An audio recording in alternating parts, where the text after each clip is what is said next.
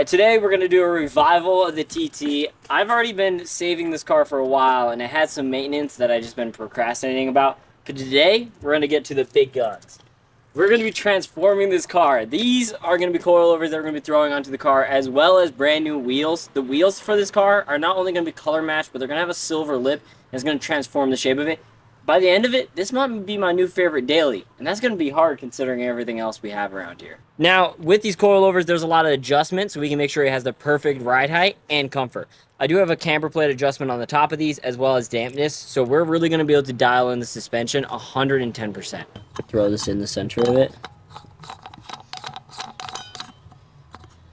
Now, these are super speeds. This is a new wheel from them. It's an RF01. I wasn't sponsored. I bought these out of pocket. One of the reasons for why, in my opinion, this is a really good wheel for this car in particular, it has a floor form cutout, so actually they machined out. It's very lightweight. For an all-wheel drive car, it's going to be very important that there isn't a lot of rotating mass so that you can actually feel the all-wheel drive system perform the best. And it kind of has a Euro BBS style. And then the gold finish on it matches the champagne color of the car, as well as the silver accents show the rest of the silver accents, the rest of the car, which this car does have a lot of silver on the interior and the exterior. So I think these are going to be a perfect fit. For the tire, I went with the Goodrich compound. These are going to be performance tires. It does have a little bit of tread just in case if I get some water, but for the most part, this is going to be a very sporty summer compound. And I do have winter tires that I just put on to the OEM wheels. All right, let's throw these on. My least favorite part about this car is the fact that it is not a lug, it is a stud. So we're gonna have to be able to get all these off, and putting the wheel back on, you have to like hold it into place as you try to thread it. It's my least favorite thing about Euro cars.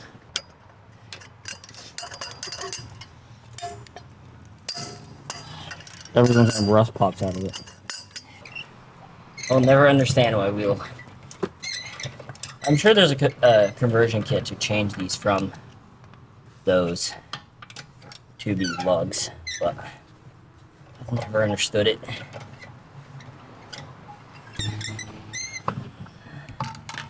Yeah. Okay. These still have a lot of winter life left on them. The car's been sitting for a while, so the rotors are rusted, but those will quickly de-rust themselves given some time. Time to grab the front suspension and see what's all entailed. I know that there's a bottom metal machined piece that holds the rotor in place, so this thing sits in that little slot. So we'll see what that entails here. Okay, so the bolt on the bottom of this strut tower, the bolt I had never seen before leading up to this moment. There's like 12 teeth.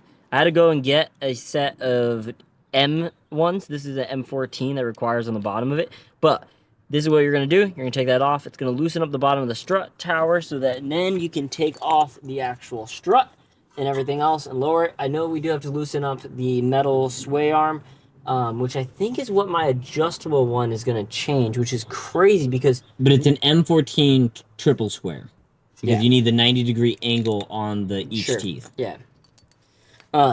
It's weird, though, because... if you look at this, I've never seen... this is the thing that normally goes out, and it's like the control arm.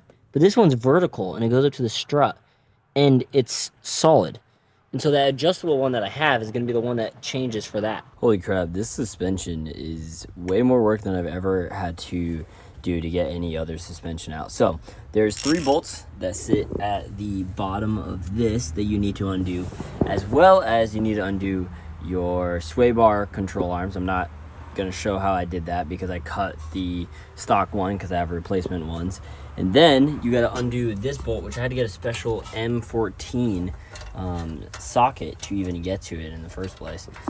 So once you have all of this off, taking this out, special bolt out, then you can undo the center. And as long as you undo the center axle bolt, this is when you can finally lower this whole piece enough where you can actually get to the strut. I've never had a car that takes this much work. This is all the work I put into it. This was a lot. But once you get this out, which this was kind of rusted on the inside of this, it just wanted to stay as one piece, but I was able to separate it. So this, once we got that off, this kind of fell down, which allows me to be able to take off the strut. The strut is still stuck inside this little holster. Other people I just watch like pull it straight out. unfortunately, I'm not able to do that. It's not that easy for me. So we're gonna hammer from the bottom, tap it up, and see if I can get the strut out. But once I have that out, I can put in all of my new parts, which I'm super excited about. All right, so we took off the 21 bolt that holds on the strut, and then there's two 16s that are tucked up underneath the fender liner, and that's all it takes. And then we loose drop this down, and then we put in our spring assembly, which has an adjustment height as well as this. So both of those are going to be dealt with. The front I'm kind of stuck on because this does not want to separate from this and come out, so we'll figure out what I want to do with that. Again, this side is pretty much where I left it yesterday. There's like a spreader tool that you can use inside of this gap to make it easier to get that out. This is becoming a challenge. What I am going to do real quick, and it's taking me literally 2 seconds. I wish the rest of the suspension was this easy, but I've already taken this all apart, and we will be putting on the brand new rear on this side as well, with the spring as well as the strut. And then this rear end will be 100% buttoned up. And then I'm going to approach the front end, which isn't been started yet. That's going to be a little bit more difficult. But yeah, that's where we're at right now. I'm going to finish up that rear real quick because it'll be easy, and then we'll start again on the front. I have yet to actually put the full weight of the vehicle down yet. We're still doing the front on this side and the front on the other side. And I know the whole weight of the vehicle is leaning on this side, but damn, that's some good fitment. I can't wait to put the center caps on the wing. This thing is gonna look baller. This bolt right here is gonna be able to solve my issue that I'm having with the TT suspension. We are pretty much gonna grind down 2 sides of it, so that way you can insert it and then twist it to make it wider. That's pretty much what a strut spreader is. So we're gonna make our own. I bought some grinding wheels. We're gonna take it apart, and then we're gonna grind down what we need off of this and make it a tool. So there's like a strut spreader tool. It's pretty much like an oval. I'll show it up here. It costs money, and I would have to wait for it to come in.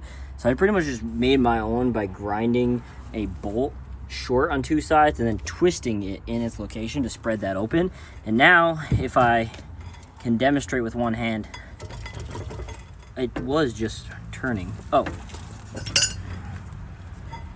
I don't know if I can actually do it. Oh, if you can see, it's actually loose and it's jiggling inside of there. And it's definitely gonna be able to come out. Yes, I hammered up the bottom side, so it's gonna be harder because it's gonna be wider than it's supposed to be.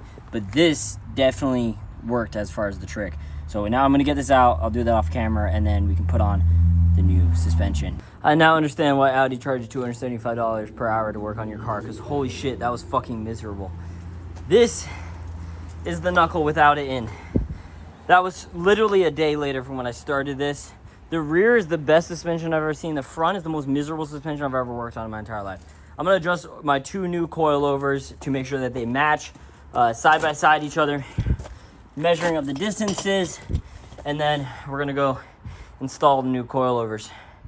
I never want to see that thing in again in my life. All right, so we have the brand new suspension in, and we are gonna set up the sway bar end links, and we can't get the center axle bolt in and to have it pull on it enough. So we're gonna get a bolt that's longer than it, so that way we can pull on it and tighten this down to where it's supposed to be. So once we have that, we can continue. But in the meantime, we're gonna take a quick hiatus and deal with that, and then we can, once that's pulled through, we can tighten down the 3 bolts on the bottom, and then we can get the new wheels on the car. I do think the height might be a little tall, but I won't know until we drop it on the ground and we see what it looks like. So I'm excited. Right now, I am dropping off my new wheels. The OEM wheels that are on the car, I'm gonna be getting Blizzard, Blizzard wheels. So like high performance all winter exclusive tires. So those will be the tires I run during the winter. And then I'm gonna get really nice summer tires put onto these as well. So I'm gonna go to that appointment right now, drop off the car. I gotta show you what those wheels look like with tires on them, so it'll be a little bit easier for you to imagine. I do have the center lock off just so that the shop doesn't have any issues. And then, yeah, I'll also show you how nice the new wheels are. These all seasons have a little bit of tread left, but not a whole lot. And they're a little bit older. So I'm gonna just, for peace of mind, put on brand new tires.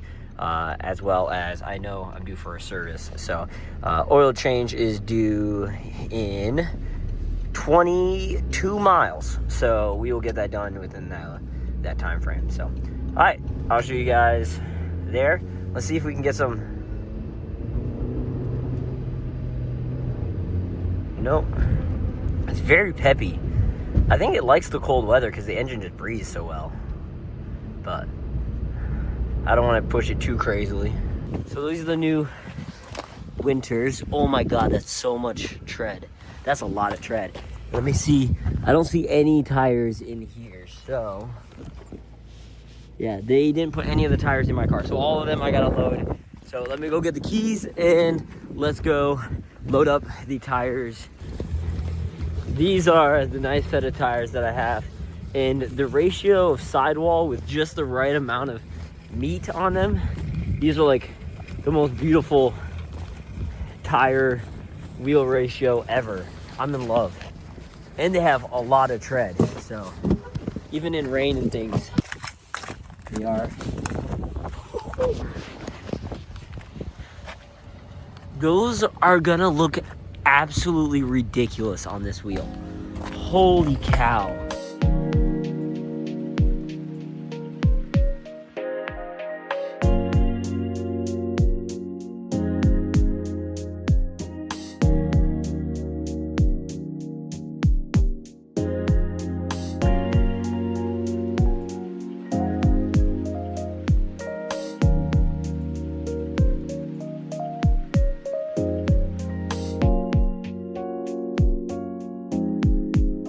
So I have a very small mod today. Today we're gonna be putting on some valve stem covers. Instead of the green one, which this one was actually fallen off, it wasn't even on the car. Today we're gonna be putting on some spent shell casings onto the car as valve stem covers. I'm very excited to see how this is gonna look. I think it's gonna be a little bit of a detail, which other people wouldn't realize, but I think it's gonna look cool on this wheel. This was a spent round. This is a real casing though. I think it's gonna be a little cool detail most people wouldn't even realize, but I think it's gonna match the color of the wheels and give the car just an extra little bit of a look. It matches the same thickness as the rubber that it is going onto and has a real firm look. I think that looks pretty cool and looks better than the green did.